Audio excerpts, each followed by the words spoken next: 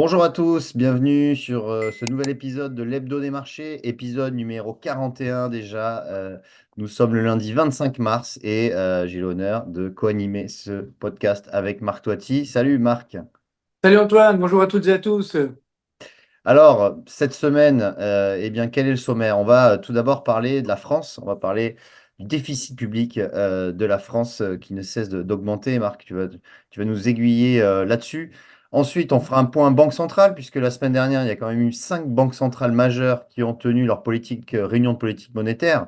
Et donc, on fera un petit bilan de ce qui s'est passé. C'est assez intéressant, puisqu'il y a des hausses, des baisses de taux. Donc, ça varie selon les banques centrales. Et puis, on va terminer, comme d'habitude, par les marchés boursiers qui, malgré le fait qu'ils ont fait de nouveaux plus hauts, on sent qu'il y a quand même une respiration de marché. Et donc, on va aussi en parler. Bon, pour démarrer, la France, ça va pas en France, hein, sur le. Je dirais que c'est vrai que là, le gouvernement panique. On a vu Bruno Le Maire il y a quelques semaines. Maintenant, ça, c'est Emmanuel Macron qui nous dit, ben voilà, le déficit public est plus fort que prévu. Donc, il semble découvrir l'eau chaude. Moi, ça fait plusieurs mois que j'annonce ici même d'ailleurs, hein, il ne faut pas être grand devin, hein, ni faire des grandes équations. Simplement, on voit bien qu'on a une croissance qui ralentit, qui est plus faible que prévu. Donc, ça veut dire moins de rentrée fiscale. On a des dépenses également qui augmentent. Donc, c'est le b.a.-ba, hein. Si vous augmentez les dépenses et que les recettes n'augmentent pas à l'aune de ce qui était prévu, mécaniquement, vous avez votre déficit qui se creuse. On devrait dépasser les 5%. Et ce qui est très inquiétant, c'est que la France est le seul pays, justement, de la zone euro où ce déficit public augmente.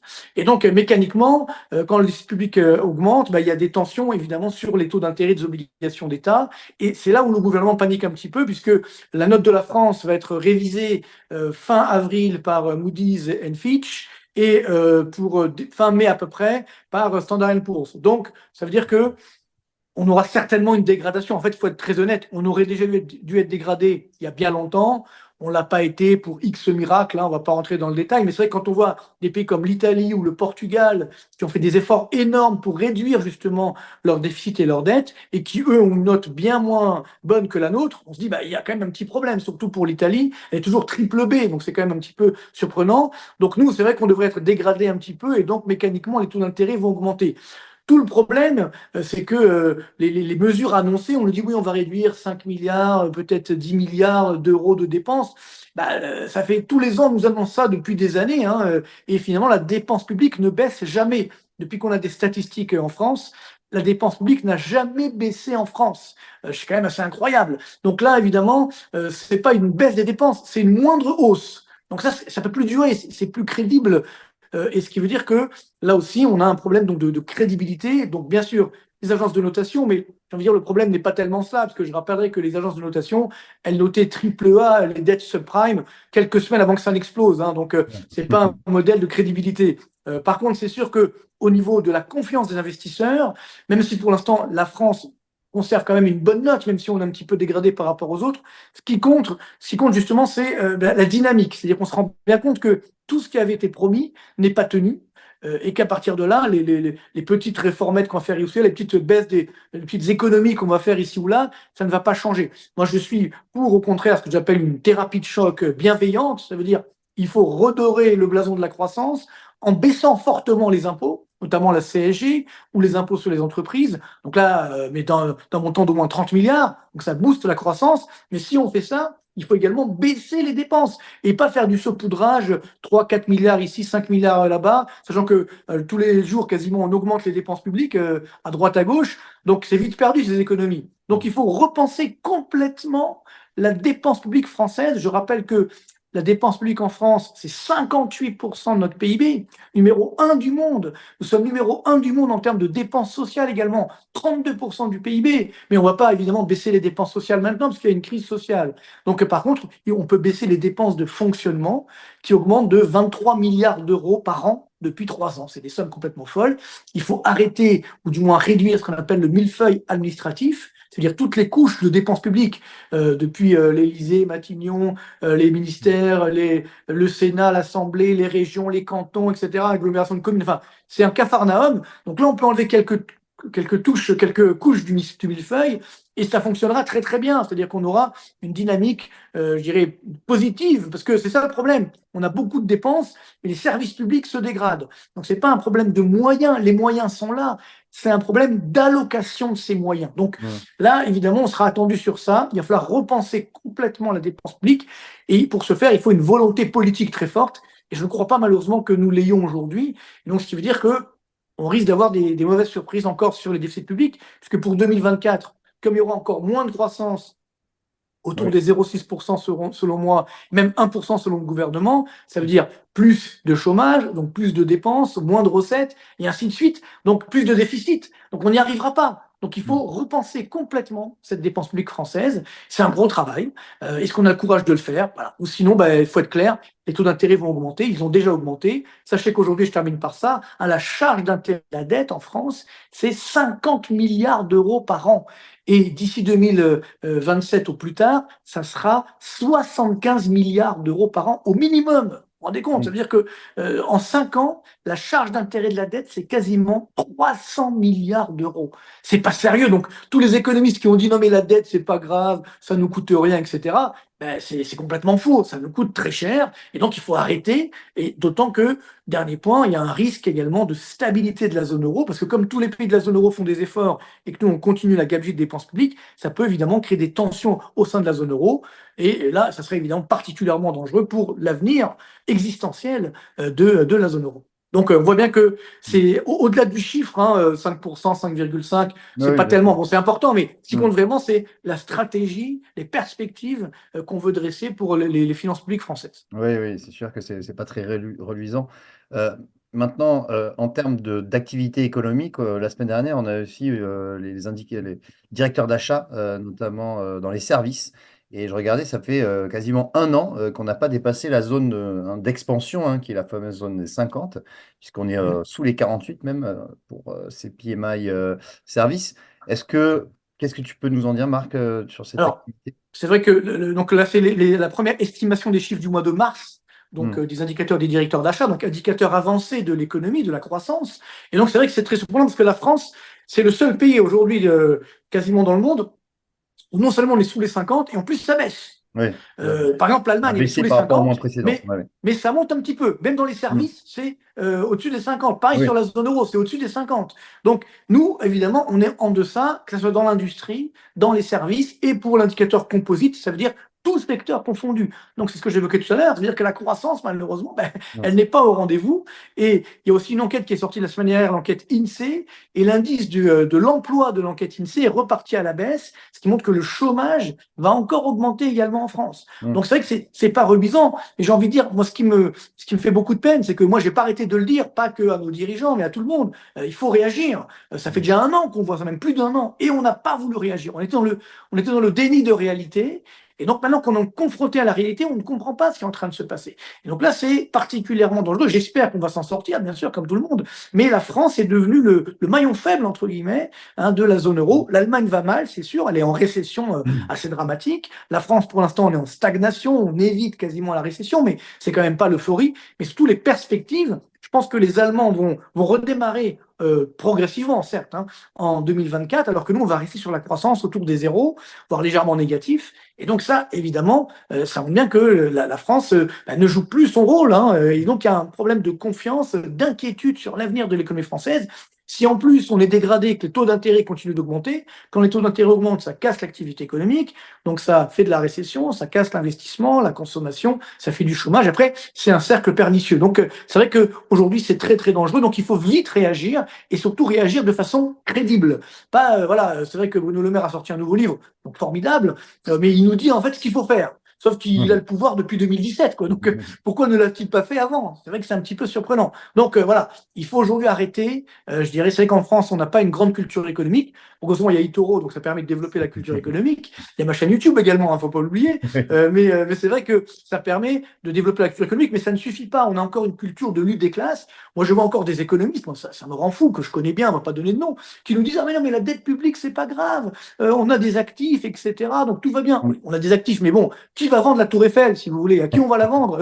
Ça se vend pas comme ça, les actifs de la France. Donc, faut être sérieux. Donc, le Ouais. problème aujourd'hui est là, c'est que même si on ne va pas devoir rembourser toute la dette d'un seul coup, hein, 3100 milliards d'euros, c'est sûr, mais on doit rembourser au moins les intérêts qui ne Oui, bien cessent sûr, les intérêts d'augmenter. qui augmentent, oui, Et voilà. Et avec donc, le ce qu'on appelle déficit qui augmente. tout à fait, ce qu'on Mm, appelle la soutenabilité de la dette. C'est-à-dire que mm, si j'ai assez d'activité économique pour rembourser les intérêts de la dette, il n'y a pas de problème. Mais mm. ce n'est plus le cas. Depuis déjà 2010, 2007 d'ailleurs, hein, ça fait longtemps Ouais. que ça dure. Donc, ça devient extrêmement dangereux.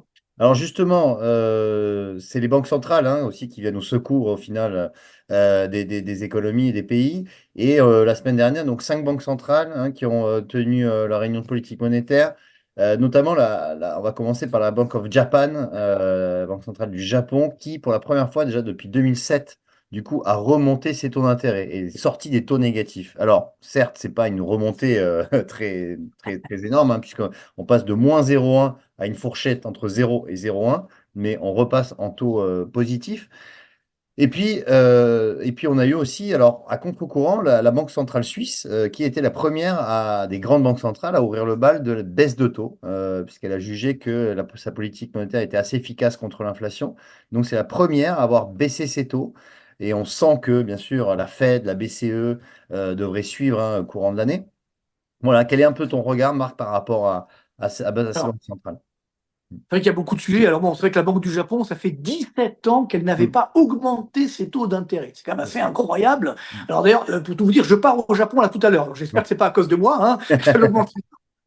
Mais c'est sûr que ça fait Ouais. un petit peu bizarre parce que on se dit ben, quand il y avait de l'inflation, c'est que l'inflation japonaise a dépassé les 3,5% il y a encore quelques mois. Donc moi je m'étais dit ben, elle va le faire, elle aurait dû le faire déjà l'année dernière. Puis non, elle n'a rien fait. Alors que Mm. toutes les banques centrales ont augmenté leur taux d'intérêt. La Banque du Japon a dit non, non, j'attends. Bon, ben là, comme il y a eu des augmentations salariales de plus de 5% Oui. qui ont été votées il y a quelques jours, donc là elle se dit bon là je peux plus continuer comme ça à avoir des taux d'intérêt qui étaient négatifs. On était à moins Mm. 0,1%, c'est assez fou. Donc là, on place à plus 0,1% sur le taux de base. C'est pas non plus évidemment énorme, mais hein, on voit bien que la Banque du Japon se dit il faut réagir. Alors, j'ai fait une petite découverte hein, que je suis depuis longtemps, c'est que quand la Banque du Japon monte ses taux, c'est jamais bon signe. Parce qu'à chaque fois qu'elle entame une phase de resserrement monétaire, Mm. un, une année ou peut-être deux maximum ensuite, il y a une crise. Donc, c'est pas bon signe. J'ai fait un Ouais. graphique souvent qui le montre, où on voit, ben, par exemple, voilà, en 88-89, avant évidemment la crise qui a suivi, après évidemment en 2006-2007, avant donc la crise des subprimes, et donc là, bon, est-ce que ça va être la même chose pour l'année à venir? C'est vrai que quand on voit tous les indicateurs au niveau mondial, il y a quand même pas mal de risques de crise qui sont là. Donc c'est vrai qu'il y a de quoi surprendre. Bon, je pense qu'elle va quand même s'arrêter là. Elle va monter Mm. voilà un petit peu. Je pense pas qu'elle ira au-delà, même si l'inflation est repartie encore un petit peu à la hausse le mois dernier au Japon. Mais bon, l'économie japonaise est une économie de déflation, hein, où structurellement parlant, il y a une croissance qui est très très faible. Mais on voit bien que même au Japon, ça s'arrête. C'est-à-dire que même au Japon, la dette publique qui flambe en permanence, ce n'est pas grave parce que 98% de la dette publique japonaise est détenue par des Japonais. Mais là aussi, on voit même que même les Japonais se disent, bon, il faut peut-être que ça s'arrête un petit peu. Alors de l'autre côté, effectivement, tu l'as évoqué, sur la Banque de Suisse, on sait qu'en Suisse, c'est un petit peu surpris parce que l'économie suisse, elle était bien résistante. Et puis depuis quelques mois, les indicateurs, donc, notamment des directeurs d'achat, sont mauvais, très mauvais. Hein. On est vraiment dans une récession assez lourde. Et donc c'est un petit peu logique que la Banque de Suisse ouvre le bal et baisse ses taux d'intérêt. Par contre, on voit bien que la BCE va le faire aussi parce que l'inflation continue de baisser, mais attention, l'inflation remontera à partir du mois de juin. Donc, elle a une petite fenêtre de tir, je pense, pour le mois de juin.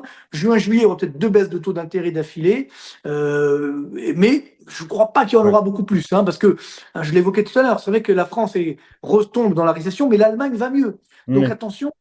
Si la zone euro, là, on est sur l'indicateur du directeur d'achat, on est à 49,9 hein, sur l'indice composite, donc on est quasiment à la barre des 50. Donc, si ça va mieux dans la zone euro, elle ne pourra pas baisser fortement les taux d'intérêt.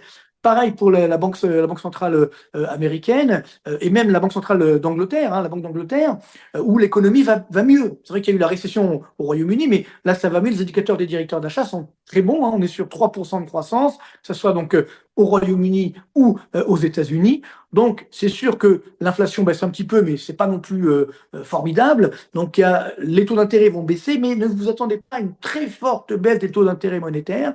Je pense que, et c'est pour ça que la Banque de Suisse, elle a commencé, je pense, en se disant, bon, tant qu'il y a des bons chiffres sur l'inflation, je préfère le faire maintenant. Oui, Et oui, en elle a raison, parce qu'il anticipant, oui. faut anticiper, hein, bien entendu. Parce Mm. qu'après, quand l'inflation va repartir à la hausse, ça va être Oui, compliqué tout à fait. de baisser les taux d'intérêt. Et donc, c'est pourquoi la réserve fédérale américaine, pour l'instant, ça va bien aux États-Unis. Mm. Donc, elle n'a pas tellement de raison de baisser fortement. Je pense qu'elle le fera cet été. Mais pareil, hein, 2 baisses des taux d'intérêt de 25 centimes, 3 au maximum. Mais bon, donc ça ira pas bien loin, encore une fois, parce qu'il y a une croissance qui est forte, les salaires qui augmentent, l'inflation qui va même repartir à la hausse, hein, les indicateurs de notamment CRB, de toutes les matières premières confondues, ben, ça remonte, hein, faut faire attention, il y a quand même de l'inflation qui peut remonter. Donc, prudence sur les banques centrales. Oui, les taux d'intérêt vont baisser, mais pas de façon exceptionnellement forte. Alors justement, mercredi soir dernier, hein, lors de l'allocution de Jérôme Powell, les marchés ont été rassurés, puisque comme tu le dis, on anticipe maintenant 3 baisses de taux cette année. Ça a été conforté, même si bien sûr c'est pas acquis, mais ça a permis justement au marché d'inscrire de nouveaux sommets, hein. Pendant l'allocution de Powell, on a vu un Nasdaq, un Dow Jones surtout, qui a explosé, hein, ses anciens records et qui s'est dirigé vers les 40 000 points, hein. Ah, Donc ça, c'était un niveau qui était inimaginable encore il y a quelques mois. Là, on a quasiment touché 40 000 points. Sur le Nasdaq 100, on est au-dessus des 18 000 points. Le S&P 500 au-dessus des 5 000 points. Donc on voit qu'on a de nouveaux records semaine après semaine. Maintenant, on est très haut, on peut le dire, hein, puisqu'on est déjà en hausse de quasiment 12% sur le Nasdaq. On est à 7-8% sur le CAC. On sent qu'il y a une respiration qui commence à arriver. Alors justement, sur le CAC 40, on a eu le secteur du luxe qui a émis un premier avertissement avec Kering, hein, qui a baissé de 16% sur la semaine et qui a émis un avertissement de résultat sur sa filiale numéro 1, Gucci, hein, qui représente à peu près 70% de son chiffre d'affaires. Donc voilà, on sent que maintenant, peut-être une phase de respiration va arriver. On termine le premier trimestre d'ailleurs, hein, à la fin de cette semaine. Marc, toi, ton sentiment un petit peu sur les marchés, qu'est-ce que tu peux nous bon, dire? ben, c'est vrai qu'on en parle à chaque fois, mais c'est vrai que c'est important. On a cette folie, hein, tout simplement, c'est-à-dire ces sommets constamment atteints. Pourquoi? Parce qu'il y a du cash. Parce qu'il y a Tout à fait. toujours énormément de liquidités qui Hmm. sont là. Si on voit les fonds monétaires, il y a plus de 6 000 milliards de dollars dans les fonds monétaires aujourd'hui dans le monde. Donc c'est du cash, c'est-à-dire on peut les utiliser, on se dit, oh, ben, tiens, pourquoi pas, on va y aller. Mais d'un autre côté, on voit que l'or continue aussi d'atteindre des sommets historiques. Tout à fait. Donc on se dit, les investisseurs, globalement, ils se disent, bon, bah, finalement, bon, on va en bourse parce que, bon, bah, il y a des affaires à faire, entre guillemets, puis bon, ça monte. Donc, on peut pas aller contre le vent. Ça, c'est je dirais, un vieux dicton boursier, hein. Le marché a toujours raison. On peut pas aller contre le vent. Sinon, évidemment, les investisseurs, les clients ne comprennent pas. Donc, on continue d'aller sur la bourse, mais on se dit, une petite poire pour la soif, parce que l'or est toujours très cher, mais ça continue parce qu'on se dit, il peut quand même, il y a des tensions, on le voit avec ce qui se passe en Russie, mais il y a des tensions évidemment au niveau géopolitique, au niveau mondial, il y a des tensions, je l'évoquais tout à l'heure, sur la France, sur la zone euro, donc il vaut mieux garder cette porte pour la soif, hein. Donc l'or qui reste sur des sommets historiques, ça veut bien dire que le marché boursier, il peut dériver, hein, très rapidement, je pense, hein. Surtout Hmm. qu'on est donc sur des sommets, il y aura donc des prises de bénéfices assez nettes. Maintenant, c'est vrai que c'est compliqué, le timing est compliqué, mais ne l'oublions pas, comme on a eu quand même une petite récession en fin de l'année dernière au niveau mondial, une stagnation, on va dire, eh bien, donc on n'a pas vu ça encore dans les chiffres. On les verra justement sur les chiffres qui sortiront le trimestre prochain. Donc, quand même, prudence, hein, sur les marchés boursiers. Mais c'est vrai que moi, je dis, sur le long terme, il faut en avoir. Mais encore une fois, cette respiration, elle est nécessaire. Hmm. Euh, J'entends aujourd'hui, je fais des débats avec certains gérants ou autres, et ils me disent, non, mais la bourse, ça n'a plus rien à voir avec l'économie. Bon, oui, d'accord, mais c'est dangereux, justement. Que normalement, la bourse, ça doit être lié à l'économie. C'est vrai Hmm. que la bourse, ça anticipe, il y a une part de rêve, etc. On voit sur le Nasdaq et autres, toujours une part de rêve. Mais c'est pas que du rêve, il faut de la réalité aussi. Donc là, c'est vrai qu'on a eu des bons résultats le trimestre passé, donc c'était corrélé avec cette flambée boursière. Attention maintenant, il y a la correction qui va s'opérer. Et donc, soyons quand même prudents, hein, parce qu'on a une hausse des coûts qui sont là, le chiffre d'affaires qui baisse un petit peu. C'était l'alerte un petit peu de certaines entreprises du luxe, notamment la semaine dernière. Donc, soyons quand même prudents. Il y aura une phase je pense, de respiration. Moi, Oui, je pense qu'il peut avoir une phase de respiration de 10-15% même, hein, oui, de c'est baisse sur possible. les Alors, marchés pour pendant 3 rappel, mois, puis après, ça repartira à la hausse. Mais là, il faut quand même être prudent que à court terme. toute façon, il y a deux choses. Déjà, il y a la saisonnalité. C'est vrai qu'on dit souvent sell in May, go away. C'est à partir du mois de mai. Alors, c'est jamais le 1er mai, bien évidemment, mais à partir de cette période-là où on a une consolidation, voire une correction du marché. Et l'année dernière, j'ai regardé, c'était le 21 avril qu'on a fait le sommet du CAC, hein. On était aux alentours des 7 600 points. Et c'était le 21 avril qu'on a fait le sommet. Et derrière, on a eu 3 mois et demi de correction. Donc, pourquoi pas que ça reprenne le même chemin cette année, mais effectivement, là, on sent qu'une correction est nécessaire, puisque quand même, depuis le 1er novembre, on a pris quand même 32% sur le CAC 40. Donc, c'est quand même en même pas six Ah mois, ouais, c'est c'est énorme. c'est complètement fou. Donc tant mieux Énorme. pour vraiment ceux qui l'ont fait. Bon, Oui, nous, c'est vrai que je pensais pas que ça allait monter aussi vite. Il faut être très honnête. Hein, on était plus sur du long terme. Bon, bah là, il faut prendre ses bénéfices, hein, et puis on verra ouais, bien après, quitte à racheter ensuite. Mais je c'est pense que parti. quand on a fait 32% en quelques mois, faut Hmm. pas être trop gourmand entre Non, guillemets. non, c'est sûr. Très bien, Marc. Bah, écoute, merci pour tout. Avec plaisir. Si ça vous a plu, n'hésitez pas à vous abonner sur notre chaîne YouTube. Il y a également la chaîne YouTube de Marc sur laquelle vous pouvez vous abonner si vous n'êtes pas déjà Avec plaisir, abonné. avec plaisir. Bien sûr, là, on est Et- à 140 000 abonnés, c'est Ah formidable. bah magnifique, Merci magnifique. à tous pour votre fidélité. Hein. Continuez, c'est super. Oui, merci pour votre fidélité. Nous, on vous retrouve bah, pas lundi prochain puisque c'est Pâques, mais on vous retrouve le mardi suivant, mardi 2 avril. Et Marc, nous, ce sera le lundi suivant. Donc un jour Euh, avec grand plaisir. Merci pour votre fidélité. Passez une bonne semaine et à bientôt. Salut. Bye.